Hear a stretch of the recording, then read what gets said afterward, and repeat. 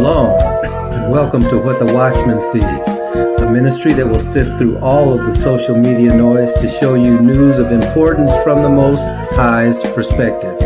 As watchmen, we are here both to warn of dangers and give biblical answers for dwelling in the secret place of the Most High during these times of confusion. Tell your family and friends to like, share, and subscribe as we delve into what Yahweh has for us, the apple of His eye. Let's get to work.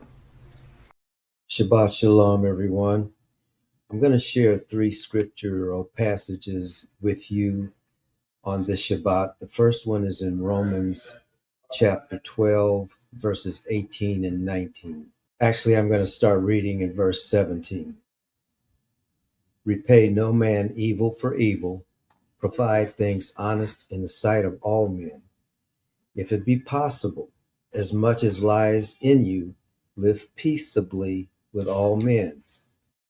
Dearly beloved, avenge not yourselves, but rather give place unto wrath. For it is written, vengeance is mine, I will repay, says the Almighty.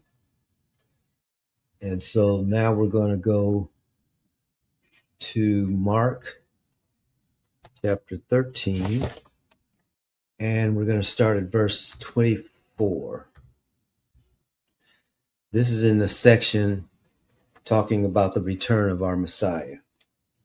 But in those days, after that tribulation, the sun shall be darkened, and the moon shall not give her light, and the stars of heaven shall fall, and the powers that are in heaven shall be shaken.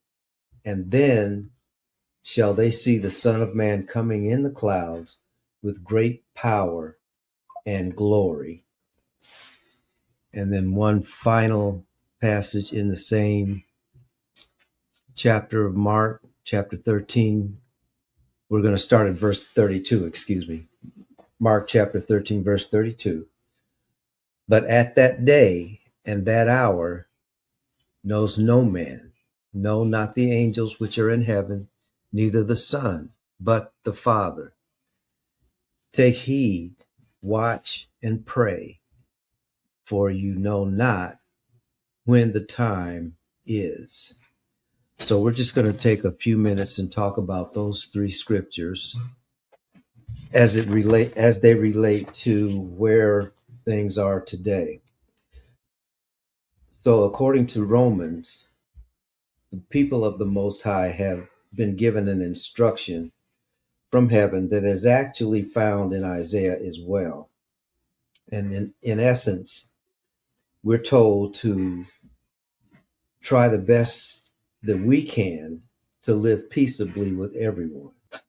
And then it goes on to say, because vengeance belongs to me, I will repay.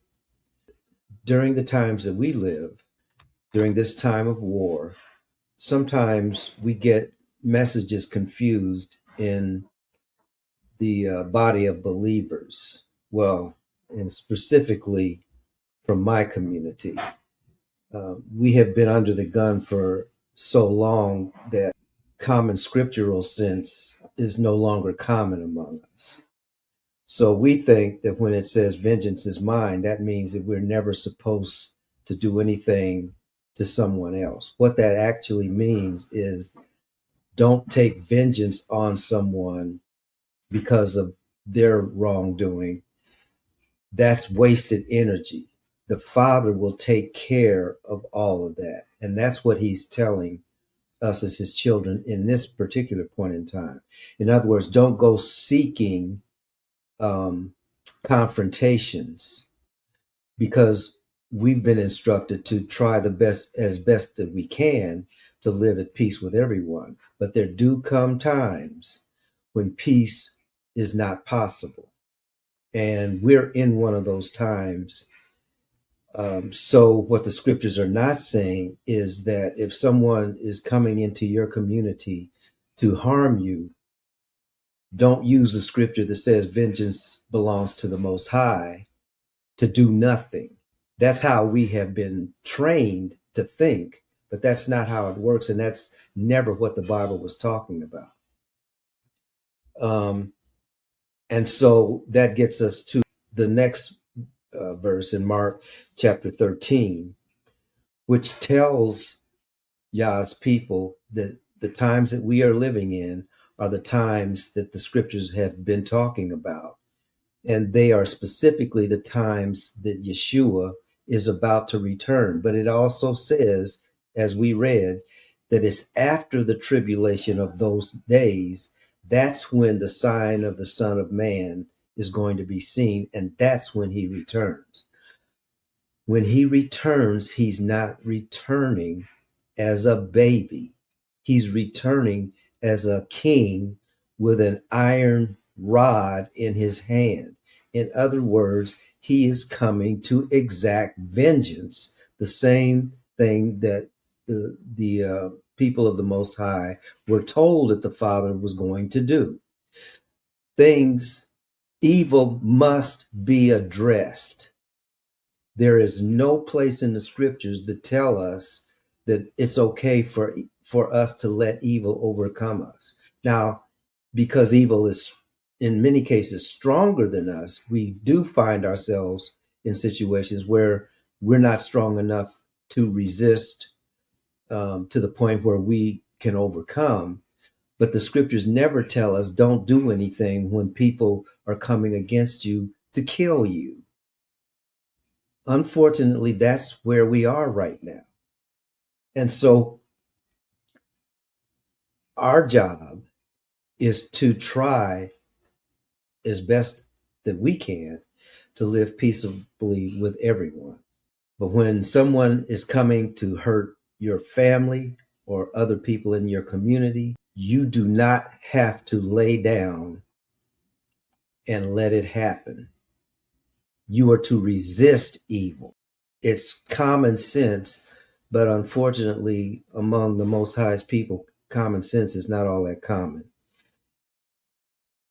So finally, in Mark chapter 13, Yeshua says, watch and pray. Watch as well as pray because of the times that we're living in. So when we watch, we are watching things play out in real time. And therefore, we are to be prayerful during those times so that we know how to respond appropriately. And part of responding appropriately is making sure that your people are protected, because there's no place in the scripture that says that we should submit to demons and those who are possessed by demons and those who are conducting demonic acts. We don't have to submit to that. And so the blessing of this Shabbat is when we watch what's going on in our individual lives, in our communities, in the nation, in the nation state, in the world. It's important for us to grasp the things that are happening, but we do that prayerfully so that we are in the right place. And that's why the Most High told us in these past few years, find your small groups, find your tribe, continue to develop relationships with that tribe, because it's going to be that tribe that is your support system, including how to defend yourself. So he's laid all those things out for us as his people. And finally, when he comes with this rod of iron, he's coming to destroy evil, and therefore those who are with him will be placed in positions of authority to assist him in that. Now, that's not the only purpose, because the rest of the purpose is to promote a society that's based on righteousness. But the Most High has told us that in order for the society to be based on righteousness, evil is going to have to be driven out. It's as simple as that. The thing is, we don't We're not responsible for doing that. He will take care of that. We're only responsible for doing what he's given us to do.